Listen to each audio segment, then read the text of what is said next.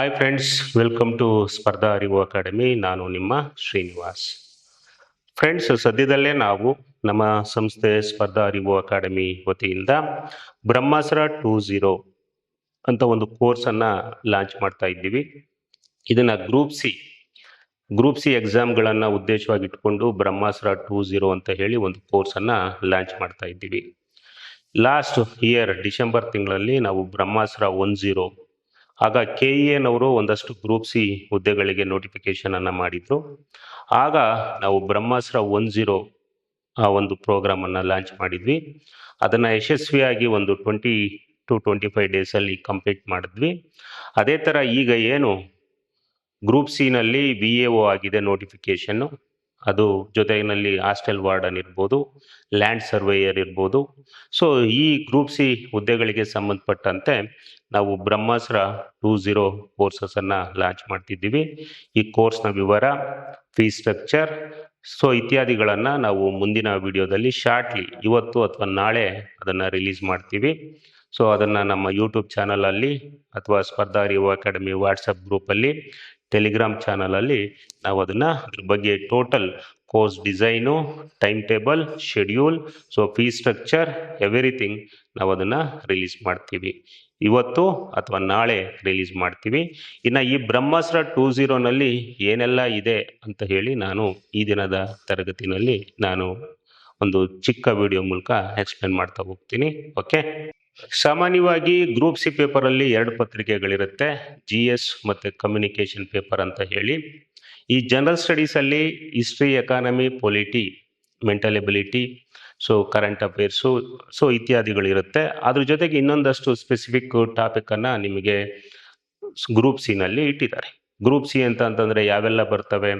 Group C ಅಂದರೆ exercise sub inspector ಇರ್ಬೋದು, commercial tax inspector ಇರ್ಬೋದು, PDO ಇರ್ಬೋದು, ಪಂಚಾಯತ್ ಗ್ರೇಡ್ 1 ಸೆಕ್ರೆಟರಿ ಇರ್ಬೋದು, VAO ಇರ್ಬೋದು, ಹಾಸ್ಟೆಲ್ ವಾರ್ಡನ್ ಇರ್ಬೋದು, ಸೊ ಇತ್ಯಾದಿ. ಗ್ರೂಪ್ ಸಿಗೆ ಒಂದಷ್ಟು ಸ್ಪೆಸಿಫಿಕ್ ಟಾಪಿಕನ್ನು ಇಟ್ಟಿದ್ದಾರೆ.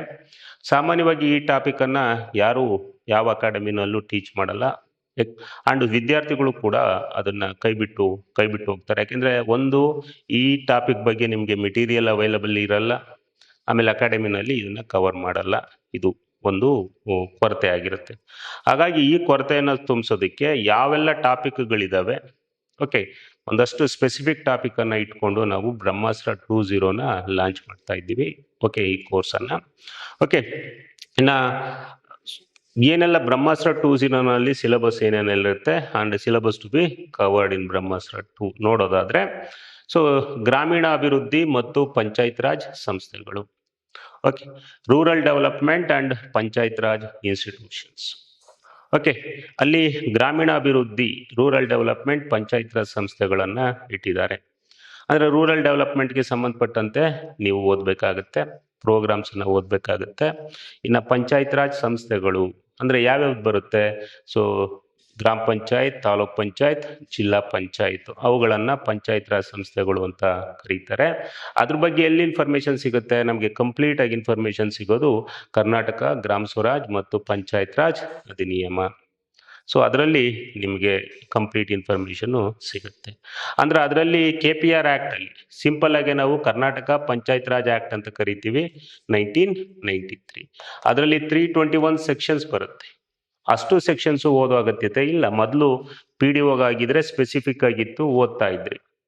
ಸೊ ಈಗ ಅಷ್ಟು ಓದೋ ಅಗತ್ಯತೆ ಇಲ್ಲ. ಅದರಲ್ಲಿ ಗ್ರಾಮ ಪಂಚಾಯತಿನಲ್ಲಿ ಎಷ್ಟು ಇಂಪಾರ್ಟೆಂಟ್, ತಾಲೂಕ್ ಪಂಚಾಯತಿನಲ್ಲಿ ಎಷ್ಟು ಇಂಪಾರ್ಟೆಂಟ್, ಜಿಲ್ಲಾ ಪಂಚಾಯತಿನಲ್ಲಿ ಅದರಲ್ಲೂ 199ಇಂದ 321ವರೆಗೂ ಒಂದಷ್ಟು ಪ್ರಕರಣಗಳು ಬರ್ತವೆ. ಟ್ಯಾಕ್ಸಸ್ಸು, ಬಜೆಟ್ಟು, ಓಕೆ, ಪಂಚಾಯತಿನಲ್ಲಿ ನಿಮಗೆ ಆಡಿಟ್ ಯಾವ ಥರ ಮಾಡ್ತಾರೆ ಇತ್ಯಾದಿಗಳು ಒಂದಷ್ಟು ಪ್ರಕರಣಗಳು ಬರ್ತವೆ.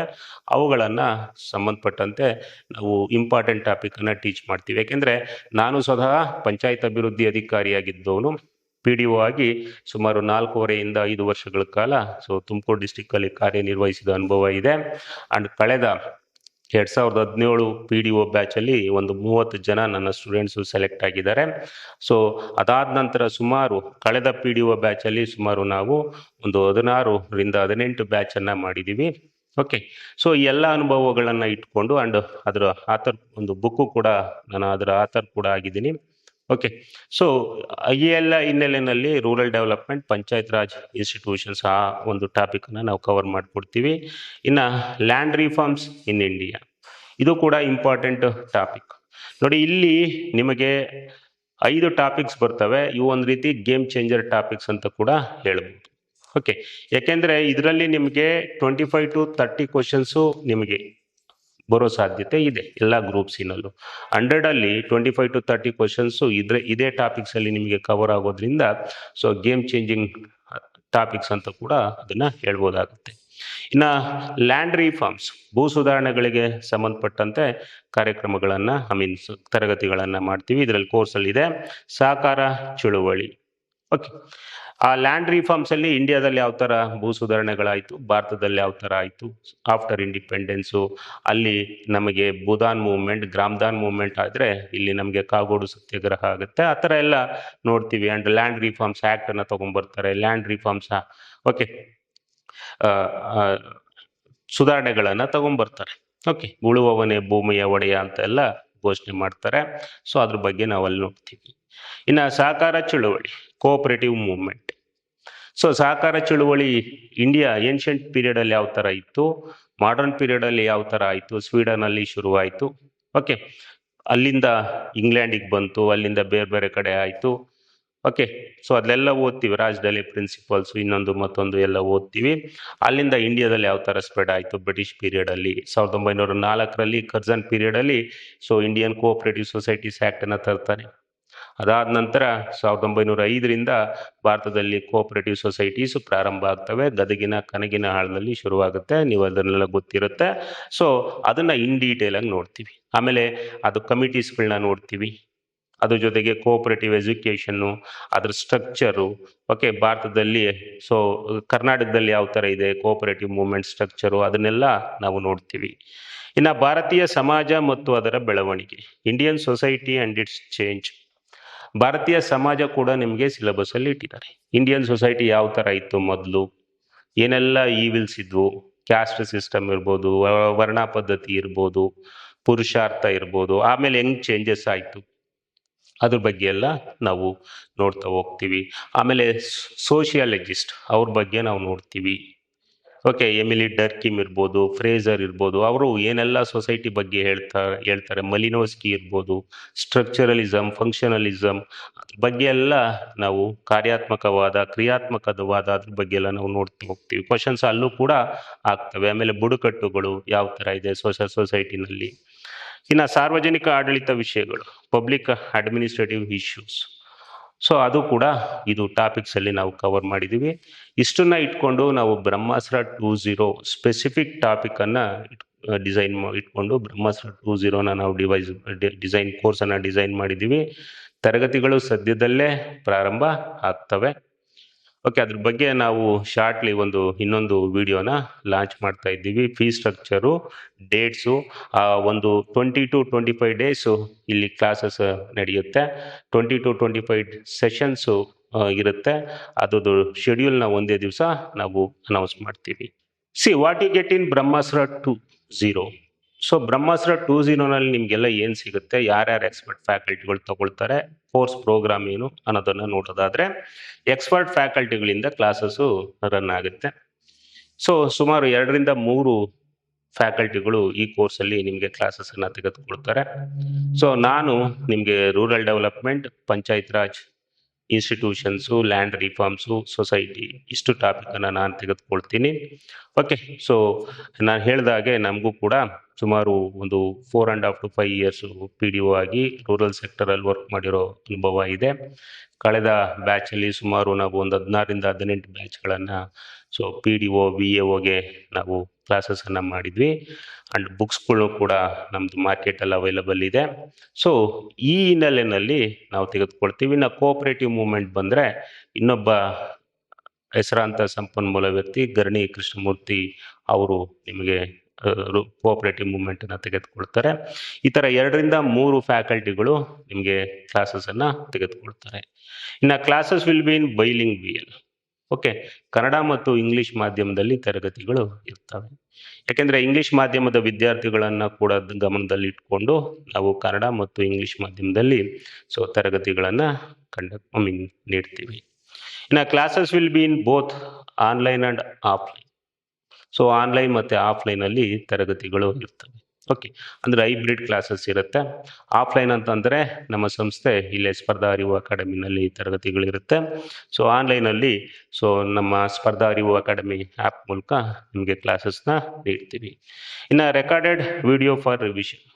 ಏನು ಕ್ಲಾಸಸ್ ಆಗುತ್ತೆ ಅದರ ರೆಕಾರ್ಡೆಡ್ ವಿಡಿಯೋಸ್ ಕೂಡ ನಾವು ನಿಮಗೆ ಪ್ರೊವೈಡ್ ಮಾಡ್ತೀವಿ. ಸಪೋಸ್ ಆ ದಿವಸ ಅಟೆಂಡ್ ಮಾಡಲಿಕ್ಕೆ ಆಗಿರಲ್ಲ ಅಥವಾ ನಿಮ್ಗೆ ಏನಾದರೂ ಇನ್ನೊಂದು ಸಲ ನೋಡಬೇಕು ರಿವಿಷನ್ಗೆ ಅಂದರೆ ರೆಕಾರ್ಡೆಡ್ ವಿಡಿಯೋಸ್ ಕೂಡ ನಾವು ಕೊಡ್ತೀವಿ. ಅದೇ ಥರ ವಿ ಪ್ರೊವೈಡ್ ಟೆಸ್ಟ್ ಸೀರೀಸು ಕೂಡ ನಾವು ಡಿಸೈನ್ ಮಾಡಿದ್ದೀವಿ, ಫುಲ್ ಲೆಂತ್ ಟೆಸ್ಟ್ ಸೀರೀಸ್ನ. ಅದು ಕೂಡ ನಿಮಗೆ ಸಿಗುತ್ತೆ.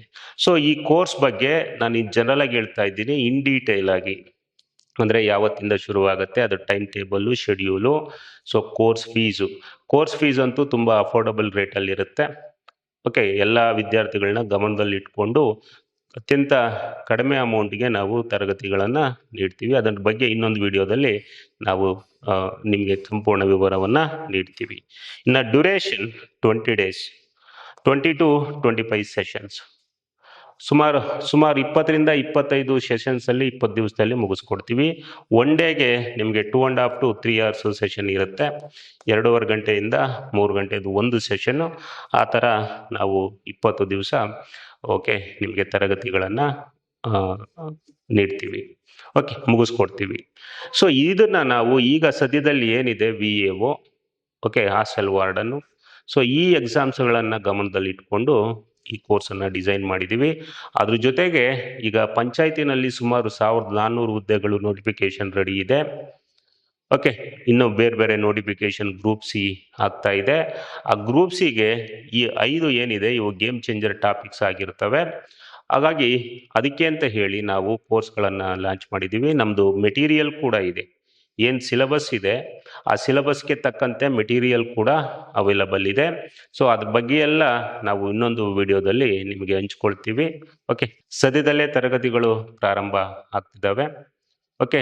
ಇದರ ಎಲ್ಲ ಒಂದು ವಿವರವನ್ನು ಇಟ್ಕೊಂಡು ನಾವು ನೆಕ್ಸ್ಟ್ ವಿಡಿಯೋದಲ್ಲಿ ಯಾವತ್ತಿಂದ ಶುರುವಾಗುತ್ತೆ, ಫೀಸ್ ಎಷ್ಟು, ಅದರ ಟೈಮ್ ಟೇಬಲ್ಲು, ಇನ್ನೊಂದು ಮತ್ತೊಂದನ್ನು ಹಂಚ್ಕೊಳ್ತೀವಿ. ಓಕೆ. ಈ ಕೋರ್ಸ್ಗೆ ಸೇರಲು ಇಚ್ಛಿಸುವವರು ನಮ್ಮ ಸಂಸ್ಥೆ ಸ್ಪರ್ಧಾ ಅರಿವು ಅಕಾಡೆಮಿನ ಸಂಪರ್ಕಿಸಿ. ಓಕೆ. Thank you.